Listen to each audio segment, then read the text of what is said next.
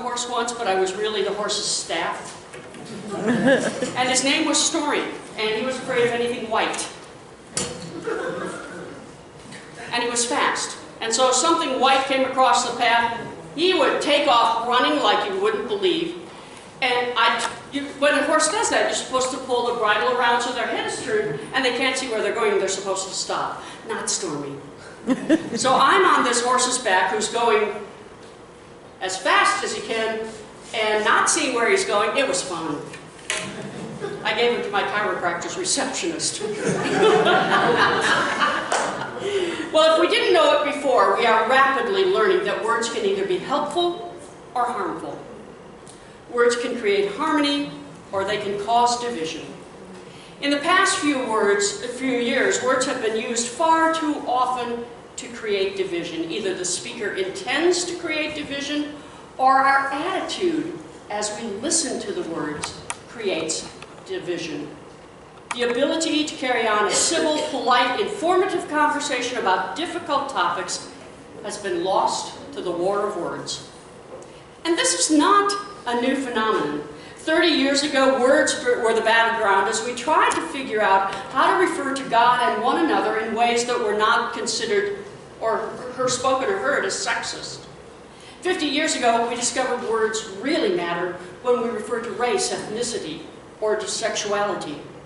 And whether we mean to or not, our society is as polarized as it is today when words become tools for reconciliation or battle. Words can harm, or words can heal. Words can make peace, or they can make war. And how we use words, and how we choose to listen to words, well, that can create harmony or division. Now, words were part of the problem in the churches to which James wrote. The churches of James were a very uncomfortable mix of Jewish Christian and Gentile Christians. And the difference between their two worldviews was as great as the difference between the worldviews of Christians and atheists today. I bet you thought I was going to say, and that was something else, didn't you? Neither group was willing or able to understand the other's worldview. And therefore, each time members spoke, there was potential for harm. And even when each side attempted to understand, even with the best of intentions and a desire to find harmony, the words that were chosen were heard as harmful. And that's why James wrote his churches to watch what they said. And James correctly warned us that our tongues, while an average of only 4 inches, can cause enormous damage. Okay, I can see you all measuring your tongues silently. Please wait to do that later because it's really funny and really distracting.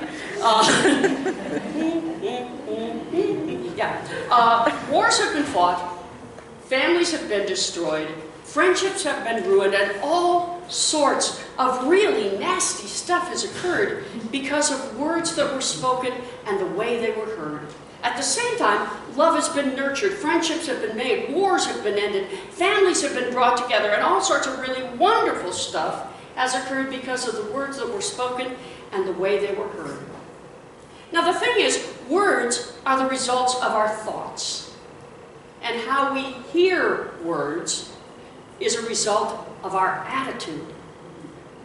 There's no way to change the words we speak or hear without first changing how we think.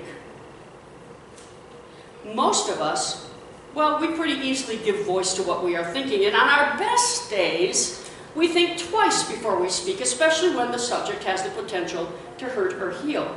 Now, some people believe that the war of words can be solved by using the pause button when we speak, especially when the topic has the potential to divide.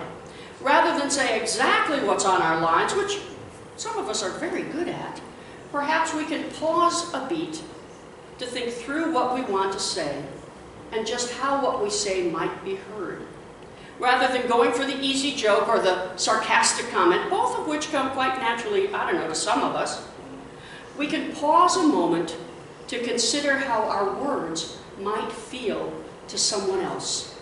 Now, we may go ahead and say it anyway, but we can alter the tone of our voice or the look on our face.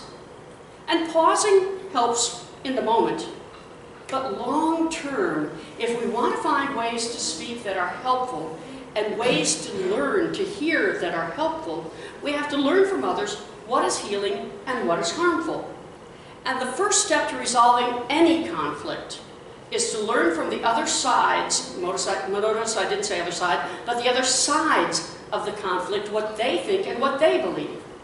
And when we can repeat somebody's point of view back to them to their satisfaction, then we can begin to talk about words and ideas and values. One of my bosses, one of my district superintendents, was an African-American woman, the Reverend Dr. Velma Smith. Now, Velma was a young woman during the Martin Luther King Jr. days, and she was a community organizer, so she heard every word, every insult, every derogatory comment and insult known to humankind. And we became friends on the day that I inadvertently and unintentionally made a comment that was pretty racist. I said, we pay our student pastors slave wages. And Velma said, yes, we do offer our student pastors very low pay. Hearing her exceedingly kind revision of the words, I could hear myself. And I then apologized up and down and sideways in every direction you could go. And after that, we had a conversation about language. What words and ideas were helpful, and what words and ideas could cause insult and injury. But first, I had to hear myself and apologize. And I would not have been able to do that without Velma's ability to graciously rephrase what I said in a way that I could hear the difference. See, Velma had learned long ago to teach when it was possible and to shrug it off when the moment was not teachable. So she was never truly hurt by my comment, but someone else might have been. And from that day forward, they would have viewed me as the insensitive enemy. Changing our minds takes place when we are open to seeing, listening, and asking questions about the words we use, and most importantly, the way those words are heard. And make no mistake, doing all of that is work. Learning from others, being open to learning from others what words are helpful and what words are harmful is work.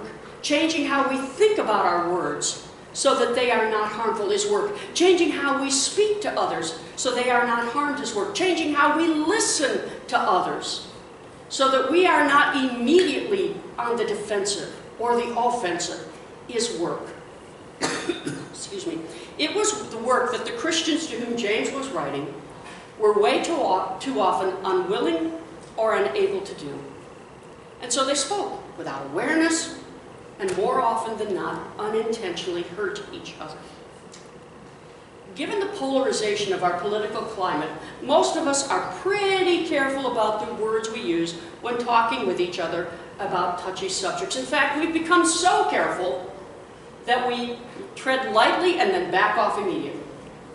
Because rather than get into a deep conversation and risk offending someone, we'd rather just back off. And that means we never have an in-depth conversation about those things that, with which we don't agree with one another. We never have a deep conversation that can lead us to find common ground. We never have the opportunity to learn from one another because we're so afraid of offending or so ready to be offended that conversations don't take place. Facebook, which is a tool I am using less and less in my personal life, is filled with political comments that are meant to be sarcastic or just plain mean. Now, granted, they can be really funny, but more often than not, they are incredibly mean-spirited. And how many times have we clicked like without thinking how that click might have alienated or hurt another church member, or a friend, or a family member, or somebody in the community? If we want to be part of the Christians that work to heal our national, familial, and relationship divides, we will learn to think about what we say and how we say it. Before we get into an argument, we'll learn to listen to what the other has to say, and we'll learn to give voice to all the other sides of the argument. And once we become willing to learn from another who thinks or believes or expresses themselves differently, we can begin to use our words to make peace. Once we learn to talk in ways that do not insult, alienate, or hurt another, we can begin to have deeper, more meaningful conversations about ways to resolve the issues that divide us. Once we are willing to listen to somebody without immediately leaping to being hurt, without immediately leaping to being offended, without immediately deciding I'm going to say something in response that's really going to shut down this conversation. As soon as we can learn to listen without immediately wanting to attack, we can start to have meaningful conversations about those issues that divide us. We can talk and listen in ways that create harmony. We can even conclude that we don't agree on some subjects. Probably never will, but we can remain friends. We can stay in the same family. We can stay in the house with the same person. We can stay in the same community without being angry and upset or absolutely withdrawn from any and all conversations. Once we commit ourselves to learning from others, we can even hear an insult or something harmful without immediately lashing back. We can listen as people of grace and acceptance. Velma, the district superintendent, always wore a butterfly pin on her shoulder, and I heard somebody ask her about that one day. I never really thought to ask, because I usually didn't even notice them, but she wore them, and she said she used to have a chip on her shoulder.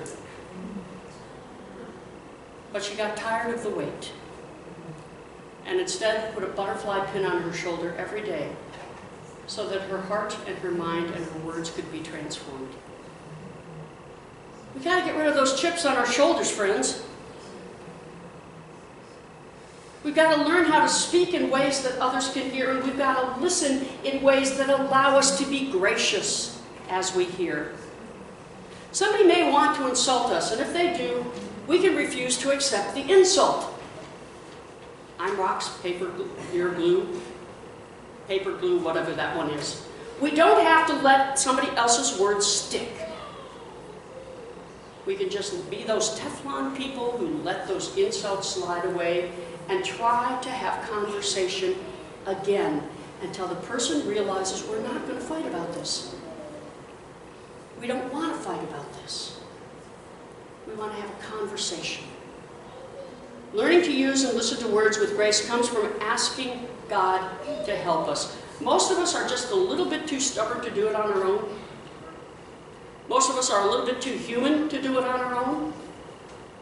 And so if we're ready to talk in ways that do not intentionally or unintentionally hurt others, if we're willing to listen in ways that are not ready to take offense and join the fight, we have to ask God's help, because on our own we probably won't achieve it. We can ask God to help us be gracious. We can ask God to help us be forgiving. We can ask God to help us be understanding and people who desire to make peace with all the words that are thrown around, rather than ready to cut bait and run, or ready to put on the gloves and fight. How we use words and how we choose to listen to them makes all the difference, because, friends, words